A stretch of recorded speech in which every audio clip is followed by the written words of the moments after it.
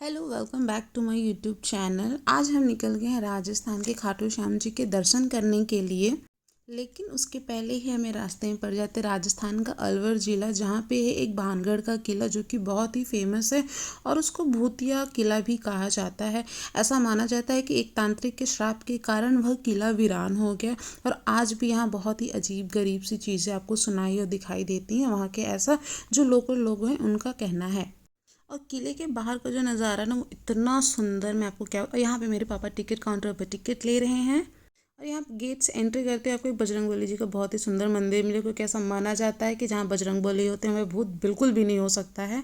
आगे पापा ticket check करा रहे हैं और अब हम ये किले के अंदर जा रहे हैं। किले के अंदर जाके आपको जो बाहर के पहाड़, हरियाली, पेड़ पौधे जो आपको देखने को मिलेंगे ना, एकदम आपका मन खुश हो जाएगा। और जो आप ये छोटा सा एक घर पहाड़ों के सबसे ऊपर देख रहे हैं, ये उसी तांत्रिक चौकीदार की है जिसने कि इस किले को श्राप दिया था कि ये पूरा वीरान हो जाएगा, यहाँ पे अब कोई नहीं रह पाएगा, यहाँ के सारे निवासी मर जाएंगे।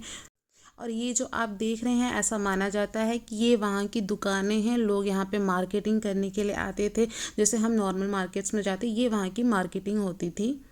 और ये जो आप पानी बहते हुए देख रहे हैं ना, जो कि हम बहुत मुश्किल से क्रॉस कर रहे हैं, ऐसा हमें वहाँ के लोगों ने बताया कि ये पहाड़ों से बहता हुआ पानी आ रहा है। ये बहुत ही साफ़ पानी होता है, जो कि वहाँ के लोकल लोग जो होते हैं, पहले के भी, राजा के टाइम में भी और अभी के भी जो लोकल लोग हैं वहाँ के, अभी भी इसको यूज़ करते हैं। क्योंकि आपको ही पता है कि राजस्थान में पानी की कितनी कमी है। यहाँ मेरे दोनों मम्मी लोग को देख सकते, पूरा मुंह सब अच्छे से कवर करके रखा, बिल्कुल भी उनको धूप नहीं लगनी चाहिए। और ये उस किले के अंदर मंदिर है जो कि खंडित है, क्योंकि वहाँ पे पूजा नहीं होती, होता है ना मंदिर टूट जाते हैं या मूर्ति टूट जाती है, हम उसकी पूजा नहीं करते। तो ये वही चीज़ है। और यहाँ मम्मी पूरा फुल्ली थक चुकी हैं धूप के कारण। उनको हम लोग ज़बरदस्ती लेके चल रहे, नहीं नहीं चलो मम्मी, चलो मम्मी, चलो मम्मी। लेकिन किले के ऊपर चढ़ के जो आपको व्यू देखने को मिलेगा ना, तो आपकी सारी थकान दूर हो जाएगी। और ये जो छोटी सी गुफा जैसी दिख रही है ना, ये कोई खुफिया रास्ता है पहले का। और ये किले का एंट्रेंस है। मम्मी लोग तो बस यहीं तक आए थे, उसके आगे उन लोगों की आने की हिम्मत बिल्कुल नहीं थी, क्योंकि वो दोनों बहुत ही ज़्यादा थक चुकी थी। इसके आगे सिर्फ मैं, मेरे हस्बैंड और मेरे पापा ही जाते हैं। लेकिन वहाँ चमगादड़ों की गंदगी का इतनी गंदी स्मेल आ रही थी, इतनी गंदी स्मेल आ रही थी कि भाई साहब मुझे चक्कर आ गए थे। तो इसके आगे तो फिर मैं भी नहीं गई। ये जो दिया आप जलते हुए अभी आपने देखा है ना, उसके नीचे भी 7-8 मंजिल है, जहाँ पे पहले लोग रहा करते थे। भगवान जाने कैसे रहते थे, मुझे भी नहीं पता। अगर शॉर्ट में मैं आपको यहाँ की स्टोरी बताऊँ, तो यहाँ के जो राजा थे वो माधव सिंह थे। और ये जो जगह है वो ना राजस्थान के अलवर ज़िले में बनी हुई है।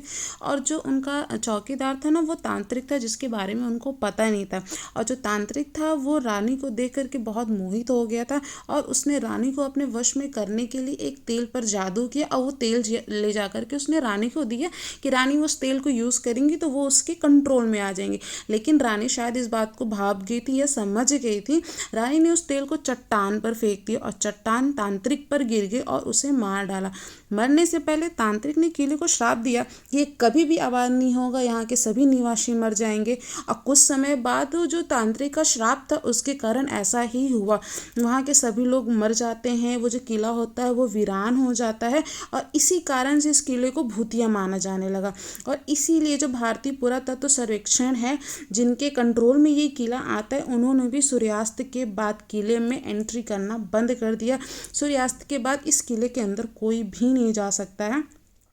पहले यहाँ पर एंट्री करने का कोई फ़ीस नहीं लगता था, लेकिन वहाँ के लोकल ने हमें ऐसा बताया कि पहले कोई फ़ीस नहीं होता था, लेकिन लोग अपनी दुश्मनी निकालने के लिए यहाँ पर मर्डर भी कर देते थे।